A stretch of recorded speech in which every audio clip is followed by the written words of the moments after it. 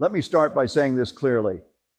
What happened over the last 72 hours is not just another escalation. It is not noise, and it is not something that will simply fade from the news cycle.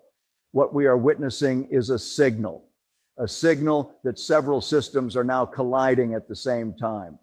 I have spent decades studying how power shifts, how economic orders change, and how military realities eventually force financial systems to adapt.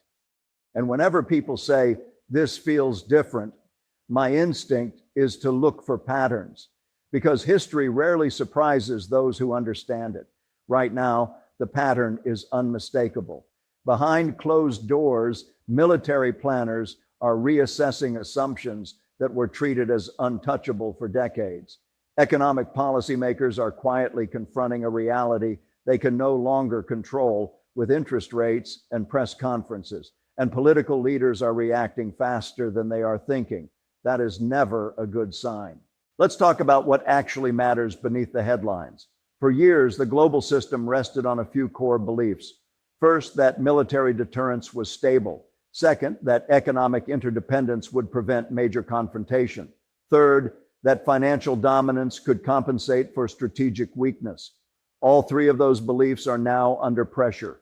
When a single operational demonstration can force entire military doctrines to be questioned, that is not just a tactical issue, it is a credibility issue. And credibility is the invisible foundation of both military alliances and financial systems. People often separate geopolitics from economics. That is a mistake. They are the same system viewed from different angles. When military certainty disappears, capital becomes nervous. When capital becomes nervous, currencies weaken. When currencies weaken, governments lose room to maneuver. This is how confidence erodes, not suddenly, but steadily. Energy sits at the center of this process. It always has. Energy is not just fuel, it is leverage. When tanker routes, supply chains, and pricing mechanisms become tools of power rather than efficiency, markets stop behaving rationally. Risk premiums rise. Volatility becomes structural, not temporary. What concerns me is not the immediate price movement. Prices adjust, markets always do. What concerns me is the shift in how decisions are being made. When strategy replaces economics, the system becomes less predictable, and unpredictability is the enemy of stability. Now, let me say something that many people will not like.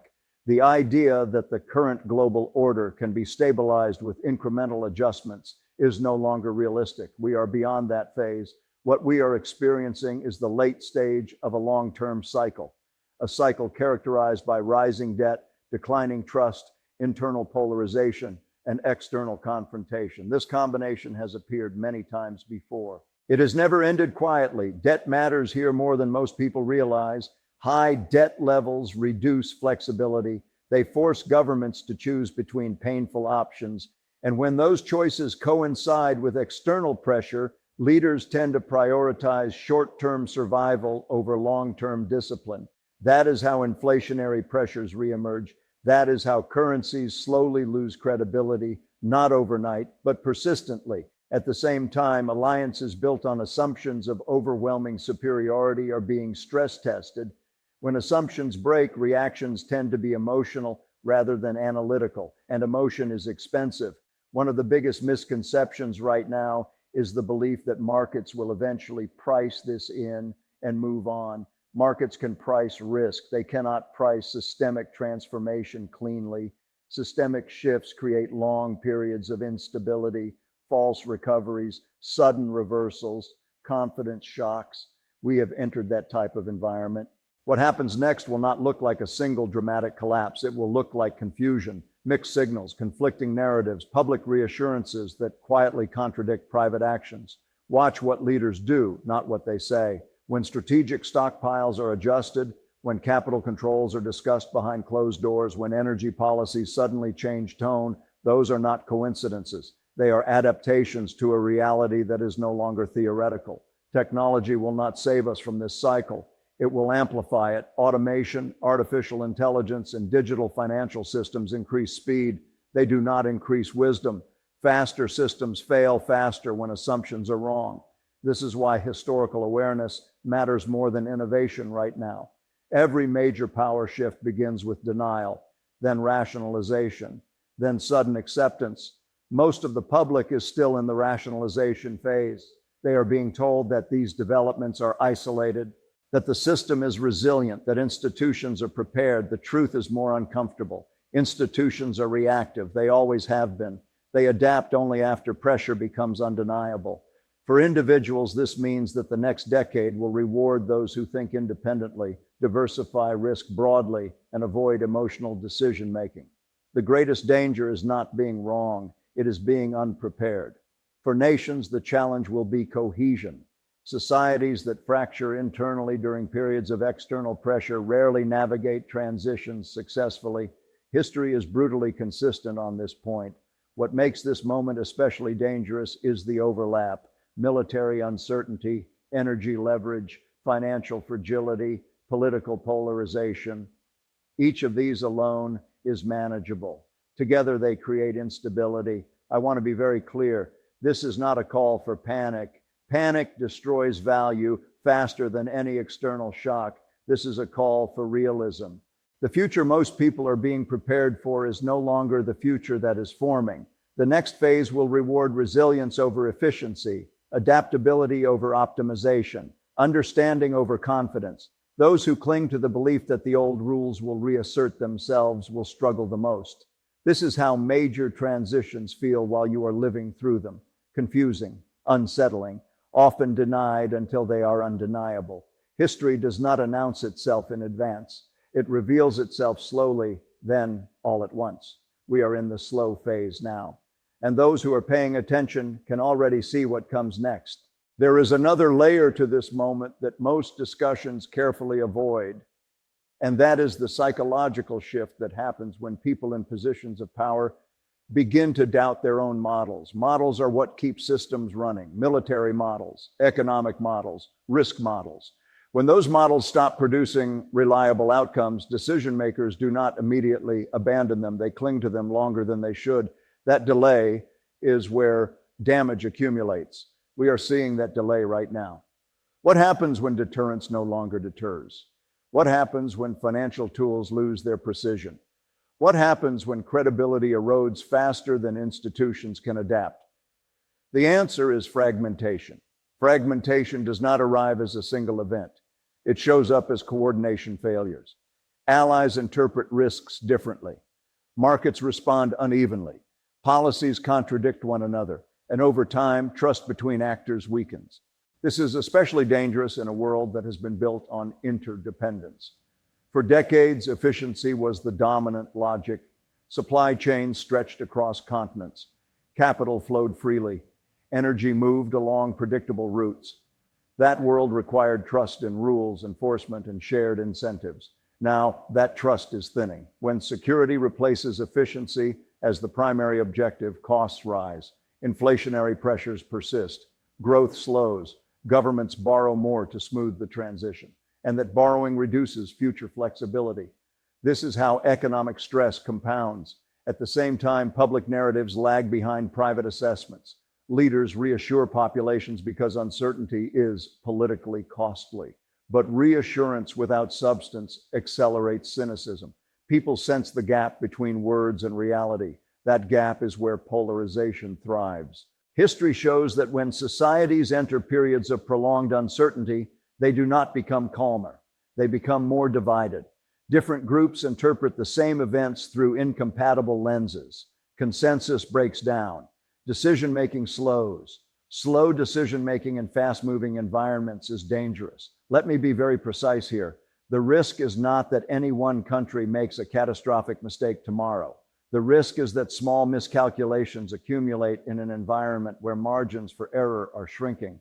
When systems are robust, they absorb mistakes. When systems are fragile, mistakes cascade. Energy remains a critical accelerant. Disruptions in energy markets ripple through everything else: food production, transportation, manufacturing, political stability. When energy becomes a strategic weapon rather than a commodity, economic forecasting becomes less reliable. This uncertainty feeds directly into currency dynamics. Currencies are not just units of exchange. They are expressions of confidence. When confidence erodes, Central banks face impossible trade-offs. Tighten too much, and you risk recession and social unrest.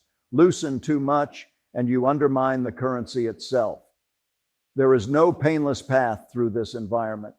That is why simplistic optimism is so dangerous. It encourages complacency at exactly the wrong time. Another misconception I want to address is the belief that past success guarantees future resilience. It does not.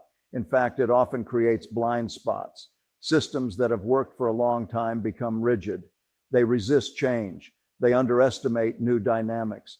This is not a moral failure. It is a structural one.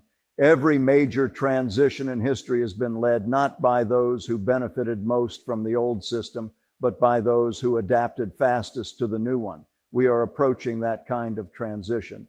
Technology will amplify both opportunity and risk. Faster information flows mean faster reactions, but also faster overreactions. Algorithms respond to signals without context. Liquidity can disappear in seconds. This environment rewards discipline. For investors, that discipline means understanding what you actually own, why you own it, and what assumptions your strategy depends on. It means questioning correlations that seem stable in the past. It means preparing for outcomes that feel uncomfortable to imagine. For policymakers, discipline means acknowledging constraints.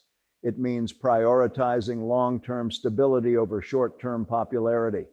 That is politically difficult, which is why it is so rare. For individuals, discipline means emotional control.